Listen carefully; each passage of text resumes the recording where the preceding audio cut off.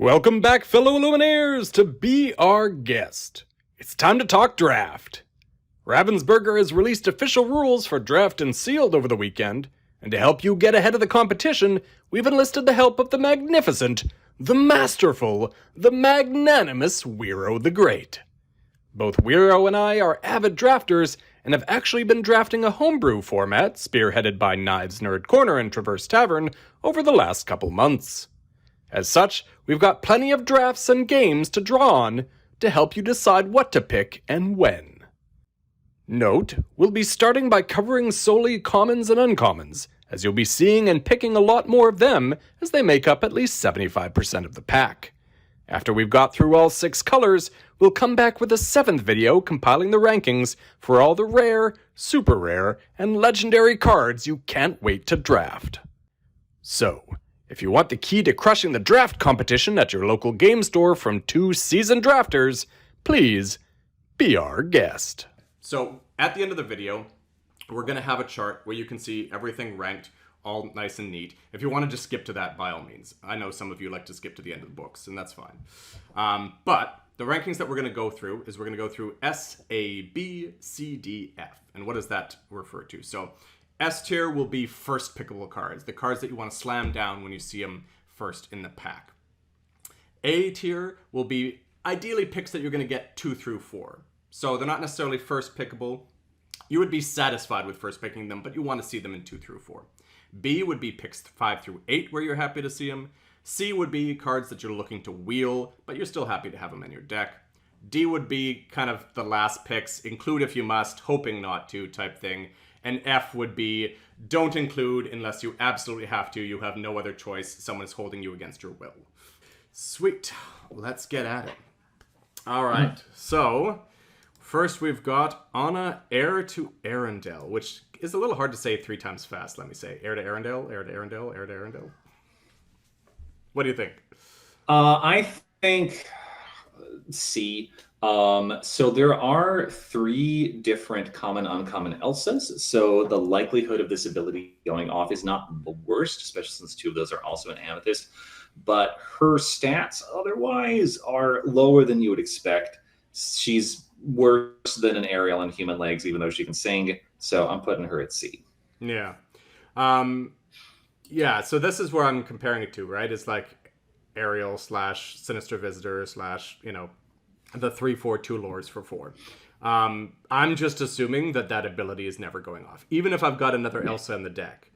Unless I've got a jam pack. If I've got 4 other Elsas in the deck, maybe there's a reliable chance that maybe I could get it off at some point. But I'm just assuming I'm not. So I've got it at D just because I'm not really looking for a 2/4 for 4, even with 2 lord. Yeah. But if it made it into the deck, I'm not going to, burn it. All right, what do we got next? We got Archimedes, highly educated owl. Just like Stitch, he's A tier. He's not A+ because he has no shift target. I said what I said on Stitch. It's the same thing. It's the same card. He's an A tier. I mean, I would say Stitch gets a slight advantage, and I think you addressed it in Amber because he's Stitch, and there's Rockstar floating around. Though, obviously, Rockstar might be hard to get. But I've got him at B just because sounds like I dropped him a little bit lower than you, but I still really like him. So definitely pick him up as best you can. All right, Dr. Facilier Charlatan. I am not really a fan of these Amethyst challengers that have 0 strength. Because, okay, sure, I take out one thing and then someone else takes him out for free. He's never going to 2 for 1. Your best case scenario here is they have one thing on the board, they quest, I kill it with Dr. Facilier. Okay, they put another thing on the board, they quest, I kill it with Dr. Facilier. That's never going to happen. There's always the other stuff That's on the a board. pipe dream. Dr. Facilier is going to take out one thing and then something else to take them out for free. So I guess he gives something reckless for a turn. Hooray, maybe that's something. I don't think it is. I would rather have an actual 2/3. So Dr. Facilier Charlatan is a D unless you somehow manage to grab Agent Provocateur, in which case I would bump him up to C or a B. Because you want a shift target for Agent Provocateur. But we're not talking about rares right now. But no, I agree. I think because you got to factor in what if I have other cards in my deck. I'd still say it's a C at that point because, again, who else is picking them up? But unless we got multiple Daddy Faciliers filtering around. All right, Elsa, Queen Regent. Here's your, like, epitome of fine there. 4 for 4/4/1. That's fine. Again, I don't know why she isn't a 4/5. It boggles my mind that this is just 4/4. Yeah. I have seen her perform well because she takes out basically anything. Yeah. So she's probably fine. So I would have her at like the lower end of B. I would increase that if you were able to snag Spirit of Winter. Yeah. Again, if you got a really good shift target, then prioritize it slightly more, but not a ton more. I've got her at C just because she's fine. I'm happy enough to have her in the deck, but not thrilled. Mm-hmm. Who do we got next? Elsa Snow Queen, S tier. Elsa Snow Queen wins drafts. Elsa Snow Queen breaks how this game works because Lorcana has a different rhythm to it than Magic. So Magic is a blockers game. Yeah. Whereas this, you can freely quest. There is nothing your opponent can do about it if all you have are vanillas. You play something, it will absolutely quest by the time it gets to your next turn because there's no blocking or anything like that. Yeah. Elsa's like, you know what? No. You play one card per turn for the rest of the game because you're in top deck mode. I'm going to keep turning it sideways and killing it immediately. And you will never be able to make a board for the rest of the game. And I'm just going to get you by attrition because I will slowly be building up my board and I will have favorable trades. Elsa breaks this game. She is S tier. You grab her. So I've got her at A just because, again, I'm factoring in that I'm hoping that there's another rare or rare plus in there that I want more. But you're right in that there's plenty of even legendaries that I'd take Elsa over. The one caution that I'd give to our viewers at home is if you've got an alternative option, like don't skip your turn 3, but if you've got an alternative option, I wouldn't drop her on turn 3. I'd sandbag her a little bit because that fragility, that's what drops her down to an A for me. That 3 willpower, that fragility. You want to be in that spot where you're almost kind of ready to lock them out if you can set that situation up. Because if you can, it's just there's no way around it. Unless you happen to have a Dragonfire in your deck or something like that, you're effectively like, good game, done. Yeah, right? Especially if Pocket Watch. Pocket Watch. So if you have picked Pocket Watch, S+. Yeah. Elsa Snow Queen is S+ with Pocket Watch. Like, what is higher than S? Like, because again, with that combination, it breaks the game. Shout out to Jellinen in our draft. He always drafts them. He always drafts those 2 cards. I don't know how. And it does really well for him. Yes, it does. All right. Next, we've got Jafar, Wicked Sorcerer, that I've got at a C because I'm happy enough to have him. With Rush, obviously, with Pocket Watch, it becomes stellar, but he very much telegraphs, and it's relatively easy to play around when not. I would put Jafar in B. Yeah. The 5 willpower is doing a lot here. Yeah, that's true. He's got a big butt. And unlike Pumbaa, he can actually get rid of something. Yeah. He can trade up very well. I don't think there's very few 5 drops with more than 5 willpower. I think Goofy is the one sticking out to me right now. Maleficent Uninvited is another one, but she's a rare. Yeah. I mean, you've got Cerberus, but again, if it's one card in one color, I'm not particularly factoring that in, so that's fair. Yeah. And then the challenger is, I think Jafar is the best Amethyst challenger because he does have some base strength. Yes. So things swinging back into him are still going to take some damage. Yep. So I would put Jafar as a solid B. Yeah, and I could swing that. I think he was a high C for me to begin with. So yeah, I could take that for sure. All right. What do we got next? Next we have Jetsam Ursula's Spy. Evasive wins drafts. Yeah. It just does.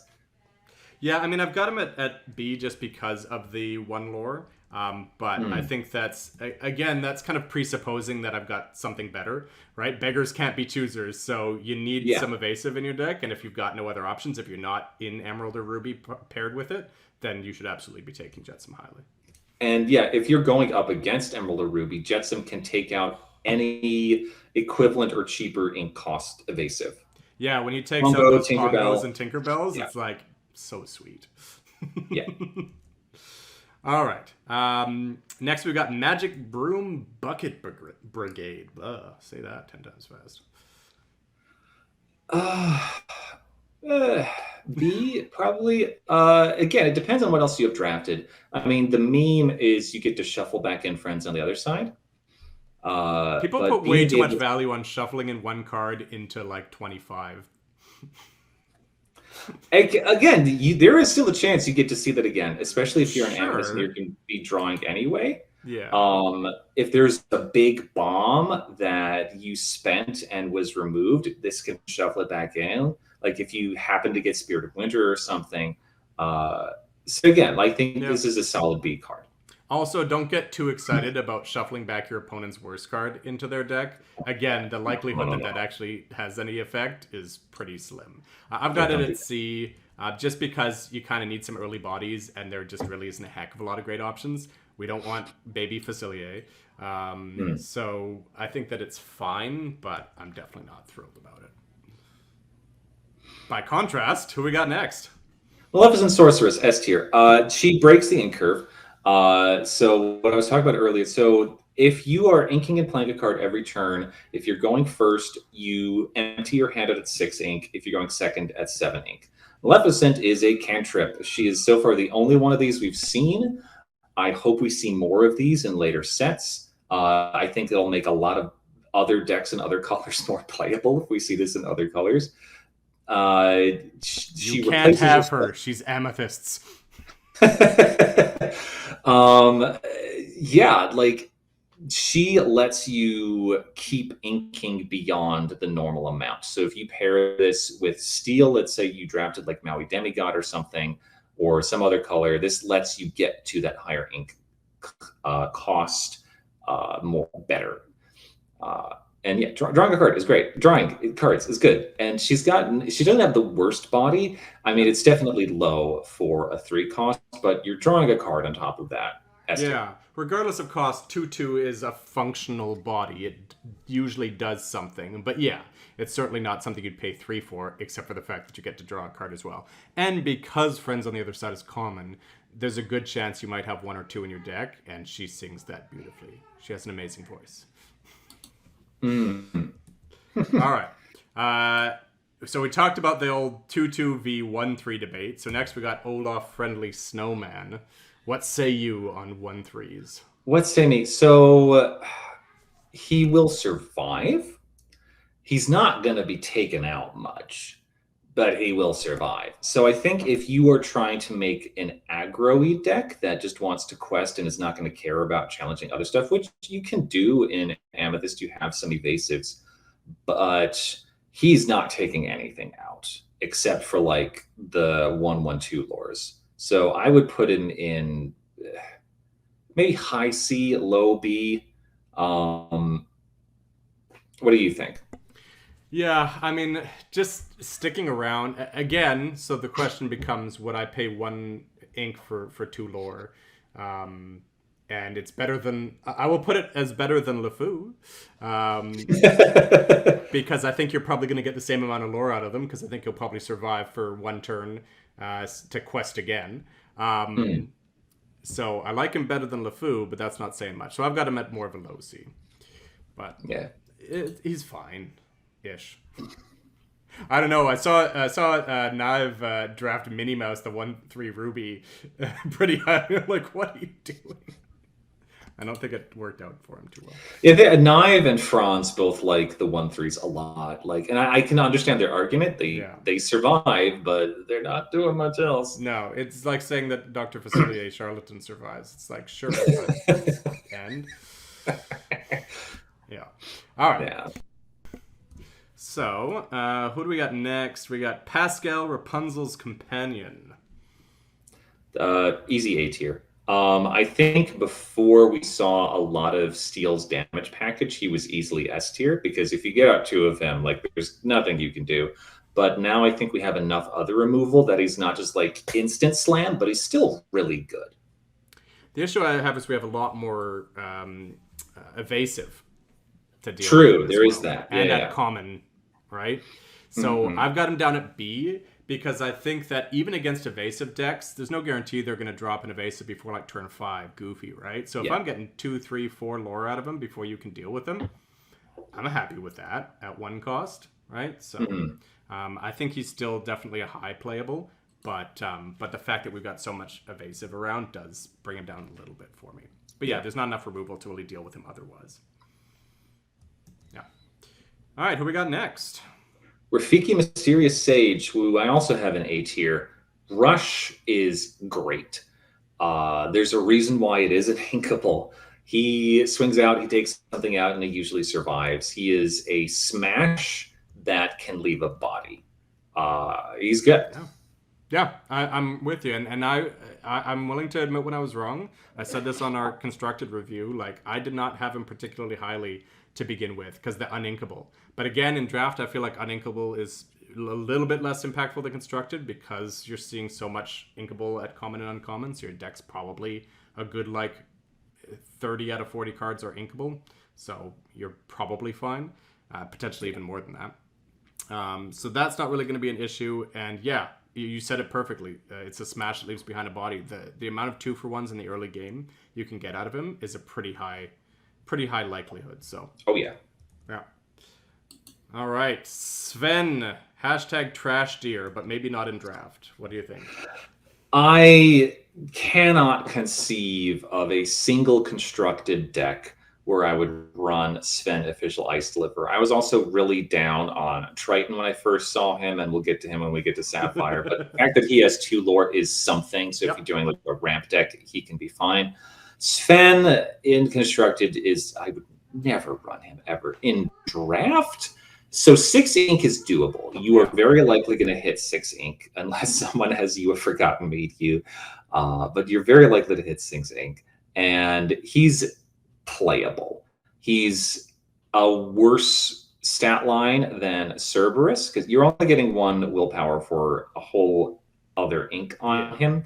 But if you're an Amethyst, he will stick around because again, there's a lot less action removal. So you have to use challenges. He can take out a whole bunch of stuff and he will stick around. And if you have not won the game by the time 6 drops are coming out because you have trying to do like an aggro deck and you don't have this sort of stuff, if your opponent can keep plopping out Sven's or Cerberus's turns after turn, it doesn't matter that they only have 1 lore because they're going to be the only things on the board.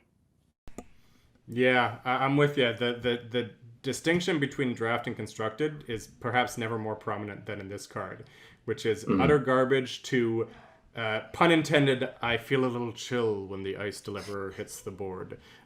Because, yeah, just dealing with any body of that size at whatever cost can be tough in draft, especially when you realize that you can't go without early plays. So your board probably looks like a bunch of 3/3s and 3/4s and 2/3s. And then you see Sven hit the board and it's like, so I got to spend 3 characters to take this down? Your best hope at that point is just to outrace him, because he's only producing 1 lore and can only challenge 1 character a turn. So at that point, it's like, how many bodyguards do I have out? Can I survive it? Yeah, so I would put Sven at a solid to high B. Yeah, I would agree with that. Yep. All right. The Wardrobe, Belle's Confidant. Yeah, we are again on this. This is the vanilla curve. B, high B. I mean, I'd go low B, but again, the 3/4s I explained already in our Amber video. I think there's actually a decent amount of 2-for-1s you can get out of 3/4s in draft with the early push, especially against Wero here, who apparently loves to draft the early plays. So the 3/4s are just like dynamite against him. Yeah. All right. I know we said that evasive wins games, but Tinkerbell. Peter Pan's ally. Like, there's 2 other Peter Pans. One of them is utter trash. Like, she's uninkable. She costs 5. She dies to Goofy. Like, if you're facing a color that doesn't have evasive, she's going to be real hard to remove, and she does have decent lore. But for her cost in a draft environment, she is not providing enough. Yeah, even if they could never deal with her, the fact that you paid 5 on Inkable for a 3/3 that produces 1 lore. No, she produces 2. Does She she does produce produce 2? 2. She Okay, produces my 2. apologies. Okay, so she might have gone up in my estimation a little bit then. Okay, so I had her at D. But Maybe I've got her at C now. I would put her at C. Yeah. Okay. She's Okay. definitely not a first pick, but you're not the most unhappy to see Yeah. her, but she does take a while to come out. And the other thing, maybe you have an Amethyst Emerald Evasives deck somehow. And in that case, you'll love her, but absent that, she's a C. Yeah, and even giving +1 strength to Peter Pan Never Landing, I'm not like over the moon about, because more often than not, that's not going to be particularly relevant with his 2 willpower. So I mean, now that I know, I think I just started dismissing this from the moment it dropped, and I forgot that it had 2 lore. It's a C for me. Yeah. That's fine. All right, Yzma, Alchemist.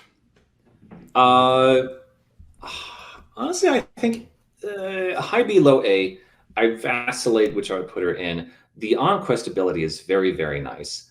You just need to remember to do that before you play your draw cards. Before you play Maleficent.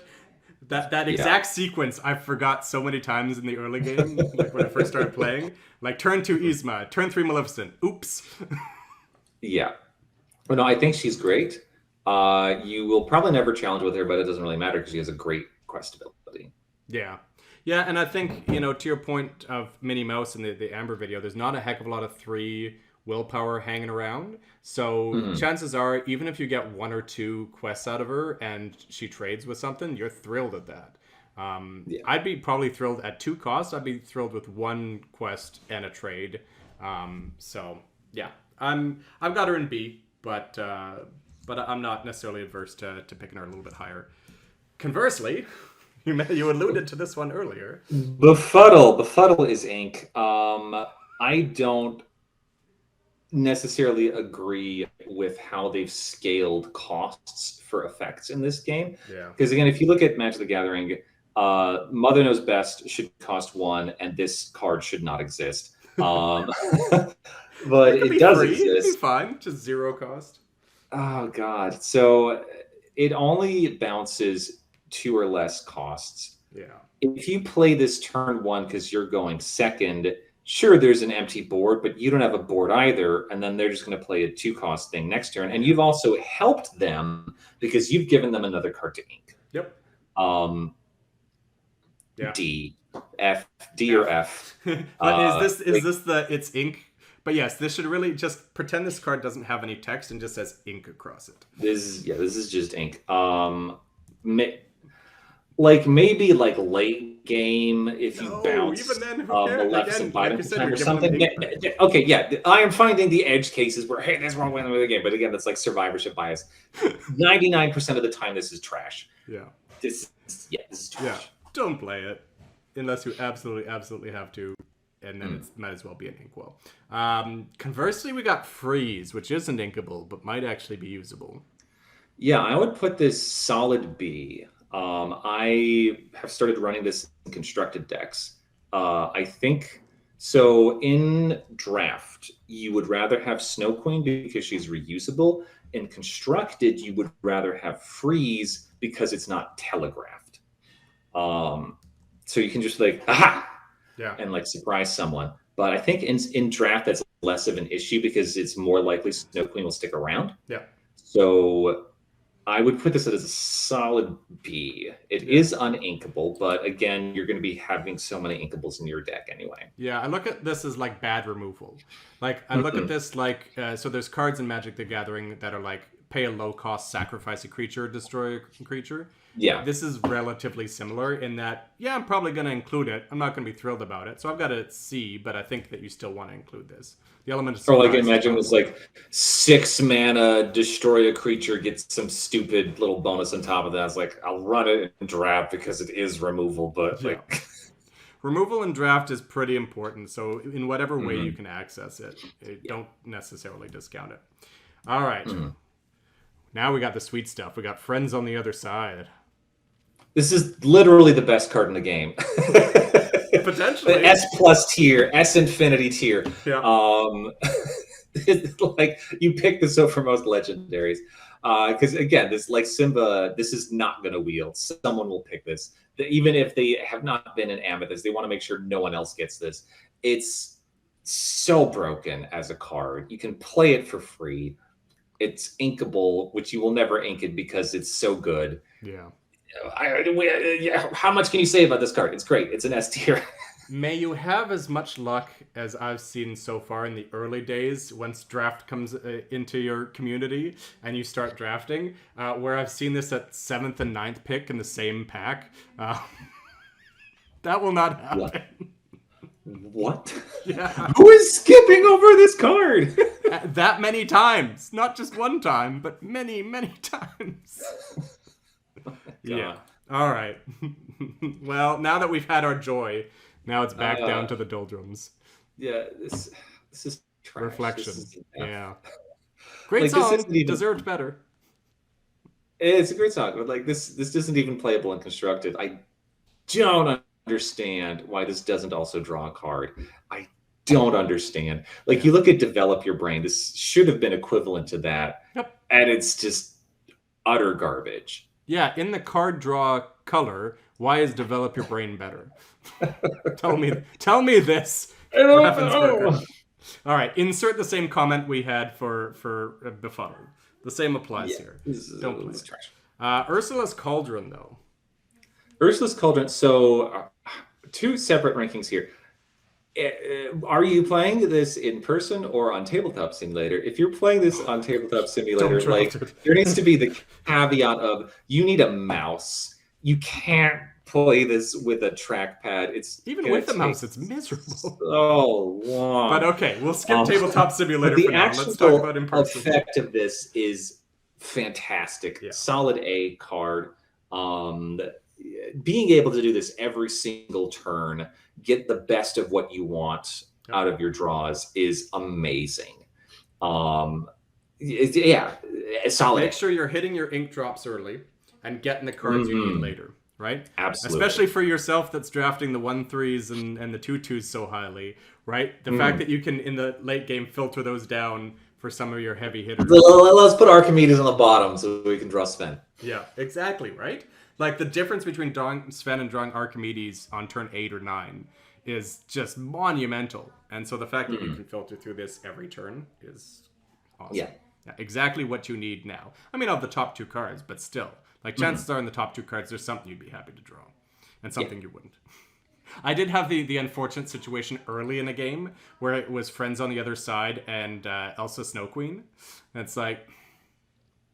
That's rough. That's a rough choice. Yeah, pick one. Yep. Send the other one to the bottom. Where's my broom so I can shuffle my deck? All right. Awesome. Thank you all for tuning in. On our next episode, we're going to have Emerald. Tell the people about yourself, sir. I am a fleshy meatbag, I guess. Ingest food and get rid of it at points. So yeah, I have a YouTube channel that I've been posting a lot of videos on. It's the same as the username here, We Are the Great. You can find me there. I do gameplay videos. I do deck tech videos where I go through my thoughts about putting together constructed decks.